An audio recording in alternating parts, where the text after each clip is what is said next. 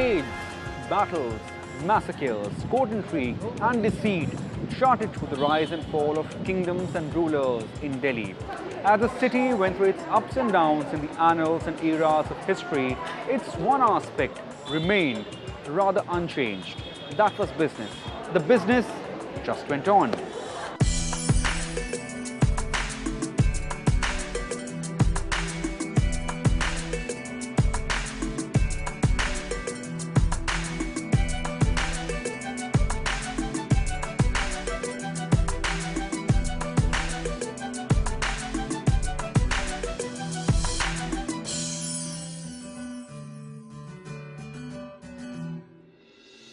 You go back to cities, you don't have the mention of Delhi as a major city, but you have Delhi as a place which was on the banks of river Yamuna, important enough for strategic location. And this has continued. The national capital, Delhi. Today, one of the most productive metro cities in the world and India's second largest urban city, is home to major trade and commerce. IT firms mushrooming the satellite townships of the national capital region to a wholesale and retail markets. Delhi has seen a long and illustrious journey of business. Ever since, if you go back to the early history and go back to the settlement of, at the time of Mahabharata, which the potted grey ware has been excavated in the Purana Killa, obviously there was a large enough settlement in this area even then, thousands of years ago. An imperial capital probably was here of a large empire of Hastinapur. And then, of course, you had people who brought their ware to be sold to the rulers. So whenever there is a center of political importance where ruling elite lives, there is a great demand of luxury goods. There also are people protecting and serving the ruling elite, the soldiers who protect the city, etc. So you have to look after them and their need for large-scale volume of rations, food grains, meats, poultry, dairy, tailors, barbers and so on. So the city always develops as a complex of nerve center of politics and a trading entrepot city. Historically speaking, if like specifically in the case of Delhi, for nearly 1,000 years, every North Indian rulers, they tried to make Delhi as their capital city. And this precisely, the reasons behind it was not only its important strategic location, but also the fact that it was situated on very important trade routes, and it was related and joined to many important small and big towns and cities, and it was able to command a rich agricultural hinterland. Though the trade is as old as the city itself, it has charted a fascinating journey from a simple barter to turnover of multi-million rupees. The settlement in Delhi goes back as far as Harappan era, with potteries and dishware dating to that period found in the sites in and around Delhi. Though it's understood that trade and commerce existed in those times as well, the organized markets came into existence much later.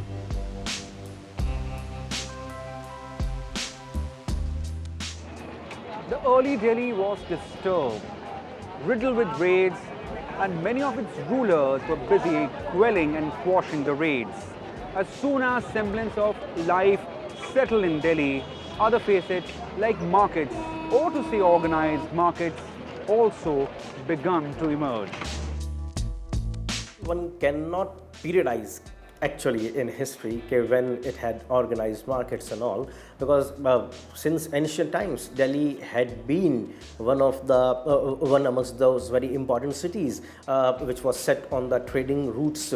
But we do find when we talk of the medieval period during the time of the Delhi Sultanate, Later, under the Mughals, Delhi had a very organized forms of the markets that appears there. Like for say, under the Mughals, you have the Shah Jahanabad, where you have if one looks at the morphology of the whole of the city, then you have the Jama Masjid, and on its 4 gates, you have an exit point towards which leads you to some very rich markets. I think the organized markets almost coincided with the birth of different cities of Delhi. And every time a city was built, it was actually a fortified city. So you have these walls running through the city, and whenever traders came, they would like to seek the protection of the fortified city. They would keep their ware inside the city, so a marketplace would come. And you would have a specialization of people who dealt in a commodity living together. So a community felt safer living with its own kinfolk, keep its commodities safe there, and money protected. Among the early rulers of Delhi Sultanate in the 13th century, Ghiyasuddin Balban's court encouraged the trade. Pathways leading to what is now his tomb was the site of a busy commercial street, where traders and travelers dealt in buying and selling gold and gemstones. In the time of Alauddin Khilji, several economic measures dealing with fiscal policy and inflation were introduced. That led to increase and boost of trade activities. As the overseas business developed with imports of goods from Persia and Arabic world, the already established land route called Silk Route gained further traction.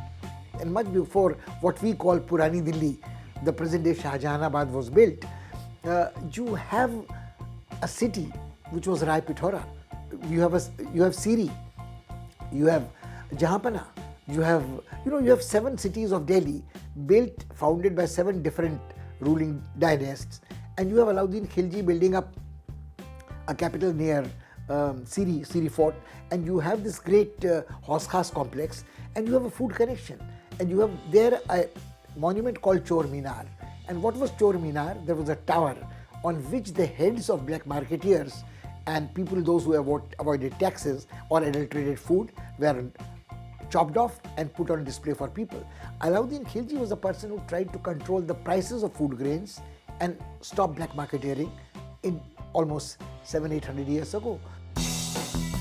With organized markets coming up in Delhi, karkhanas to manufacture product, especially clothes, jewelry and utensils, were set up. Some markets dealt exclusively with clothes and imports from China and Turkey. If you talk of the Indian subcontinent in Asia, the one major trade route was the Silk Route, which came from China, led to Turkey. It did not involve sea till it reached Turkey and connected with Europe. And then this Silk Route had 2 interesting routes in India dating back to Ashoka's time, Uttarapath and Dakshinapath. It is not Sher Shah Suri, contrary to popular belief, who built the Grand Trunk Road. There was an Uttarapath which ran from Peshawar to Pataliputra, which Ashok had made. And then there was a Dakshinapath which led to south. In the times to come, the emperors passed law to protect the properties of merchants and business houses. Sher Shah and then Jahangir's court ruled that post the death of a businessman, his property should be left for his heirs. The state or its officers should not interfere. With expansion of trade, the communities associating with the business too grew.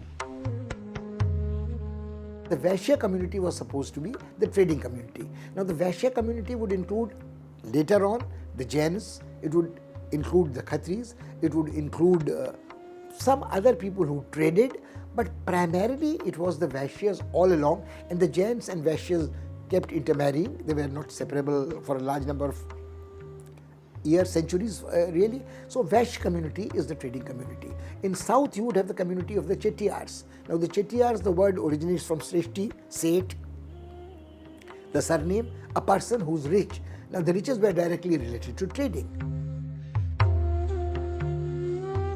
Jain community, along with Baniyas and Khatris, formed the backbone of trade and commerce, with several of its members rising in the ranks at the court of rulers.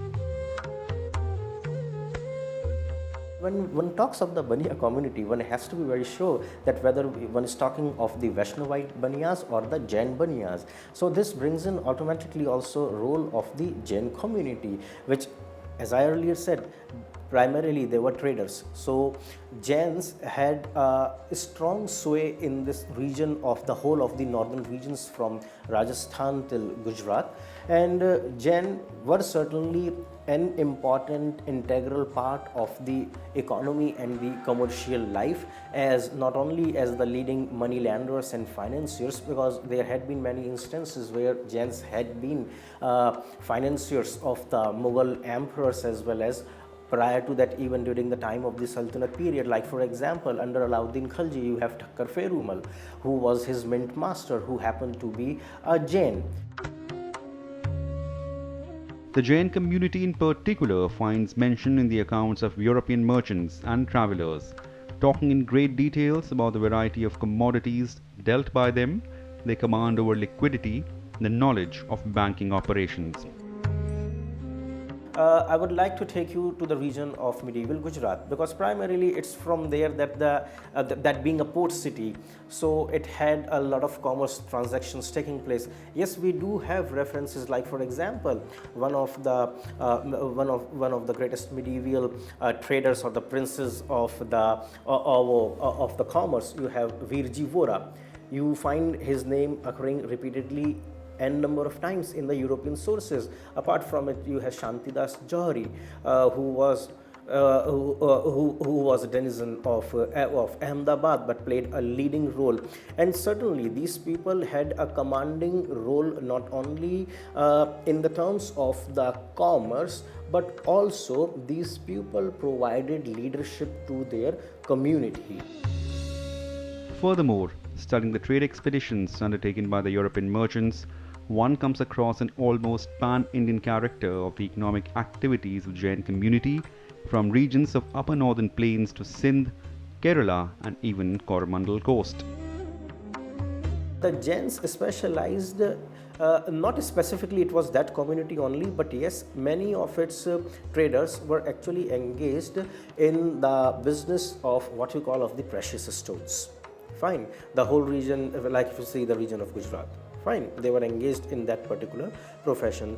So we do find that some trades were specific to certain communities.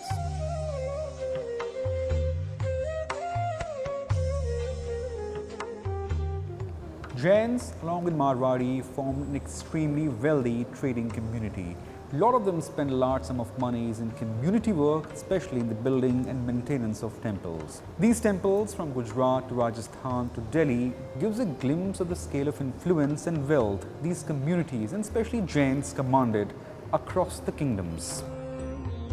We do find the existence of the Jain Chaityalayas, that is the small worship house or the temples, but majority of the temples that comes around, they are basically either due to the individual effort of some particular affluent Jain magnate, trading magnate, or primarily some group of the Jain merchants who were basically behind the construction of those temples.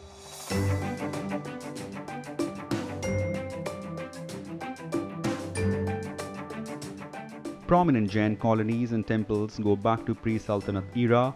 Traces of Jain installations and temples could be found in Mehroli's Qutub complex. Today, it stands as a telling statement of influence drawn by the Jain community. The rich Vaishyas and Jains stored their wealth and made Jain temples, which served as hospitals, hospice, educational institutions, repositories of culture. They also financed the rulers in Rajasthan in times of need. Similarly, the great Seths in Delhi financed the kings and emperors at times of their need.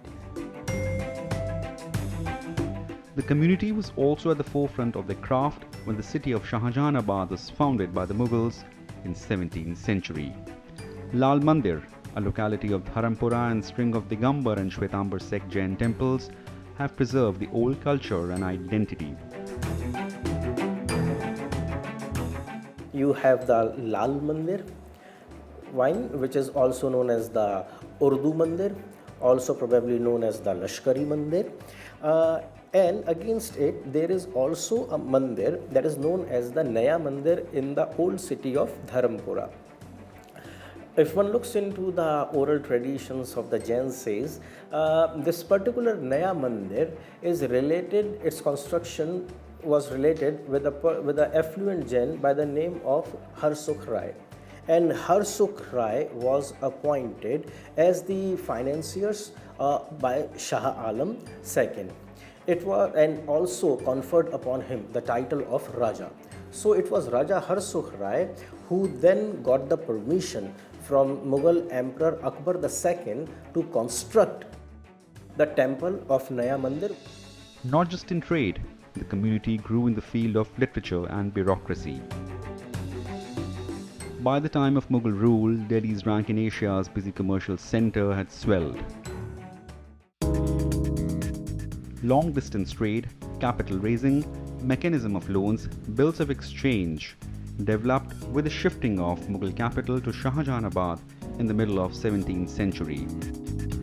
With the shifting of capital, the trading communities, artisans also shifted from Agra to the new capital.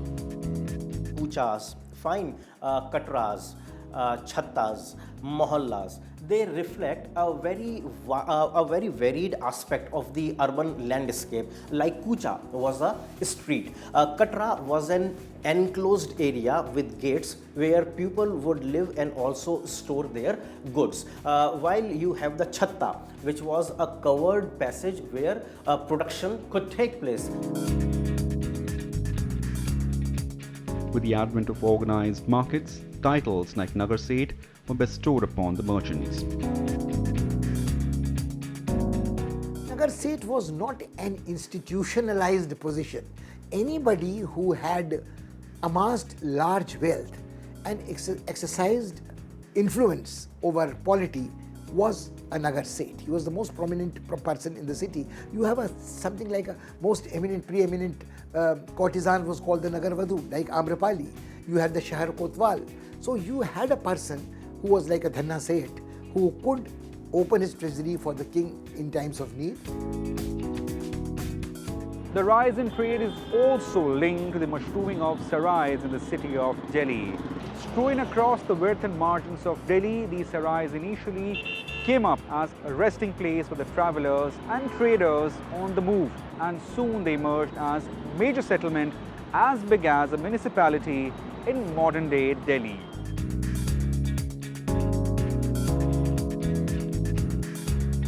The concept of a sarai and a concept of a trading center practically go together. In olden times, the transport was slow and the roads were risky. So you tried to negotiate the longest possible distance as long as the daylight was there and find shelter before the dusk descended. Where you could find a place to sleep comfortably in the night and safely, you were protected. You probably wanted to eat food which your community allowed you to eat. So you had sarais which had different accommodation at reasonable length of time, where you had an intermediate stage where you would rest for the night, halting stations where you would have suites for rich people, you would have single room apartments for traders, or you would have dormitories. So these sarais were in the immediate vicinity of the city, and the city gates were closed in the evening. So if you reached, you could not enter the city, you could not enter your contact persons. So you stayed outside in a sarai within proximity of the city.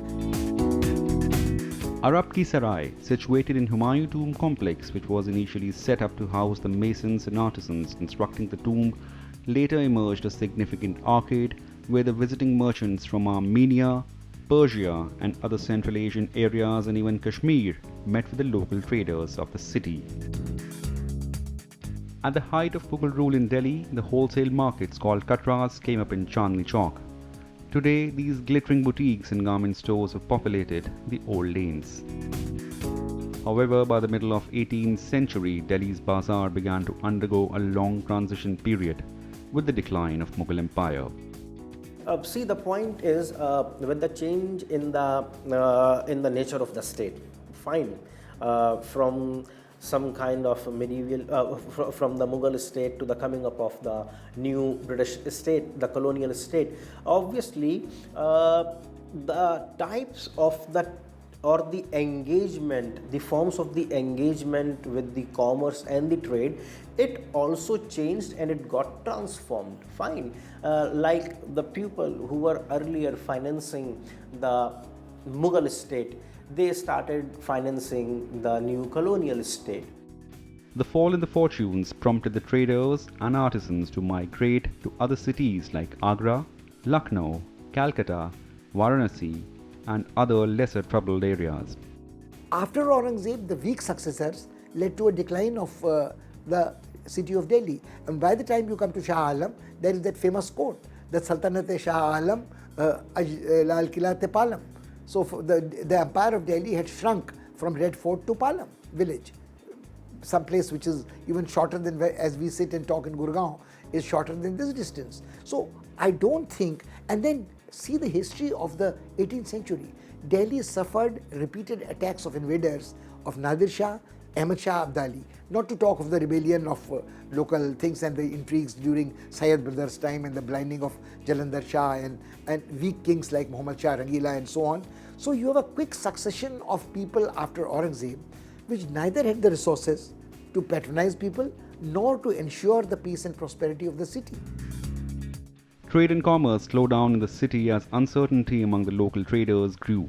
This is when the Marathas plundered Delhi. This is when the Jats plundered Delhi and Raja Surajmal took away the Darwaja of Red Fort variety. Mahatma Sindhia came to Delhi, and you go back to a little earlier, the Battle of Plassey, the Battle of, sorry, not the Battle of Plassey, the Third Battle of Panipat. And so you would see that this is a period of turmoil, and a period of turmoil is never good for trade. You can make money for a short while during warfare, but not necessarily in prolonged warfare of this kind. After the turbulence of politics in Delhi, people moved out of Delhi. The best chefs, the best poets, even Zauq, who has a memorable line, "Kaun jaye Zauq-e Dilli ki galiyan chhodkar." But circumstances were forcing people to leave Delhi. Incidentally, this was a time when British East India Company was firming its foot on Indian soil. After 1857 revolt, the British control was complete and they began to command several spheres of life in India. As Calcutta assumed importance, both political and commercial, for being a capital city, the shadows are only getting longer on the trade and commerce in Delhi. The city had to wait till the flip of 20th century when in 1911, British thought to move back capital to Delhi. Markets such as this, the historic Connaught Place, played a crucial role in putting Delhi back on the map of trade and commerce. The market, a colonial arcade, is today one of the finest and busiest in the world.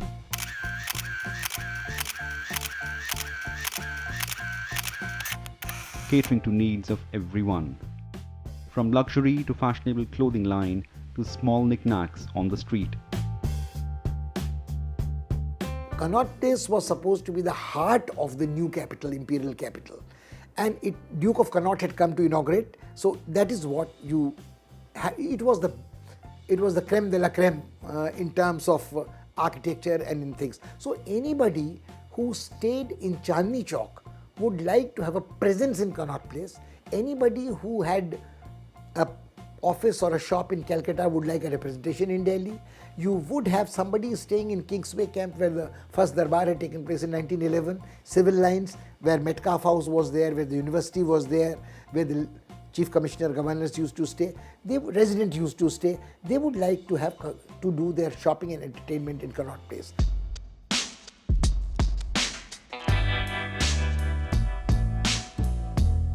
Post-independence, several new markets have come up in and around Delhi. So what emerged a primitive industry in prehistoric times, dealing with pottery and dishware, and that too in simple barter, has now become a full-blown multi-billion industry of trade and commerce, shaping lives of many of its residents and even identities of the city. In our next episode of Talking History, we'll set the time rolling to take you to another important juncture in the history of Delhi.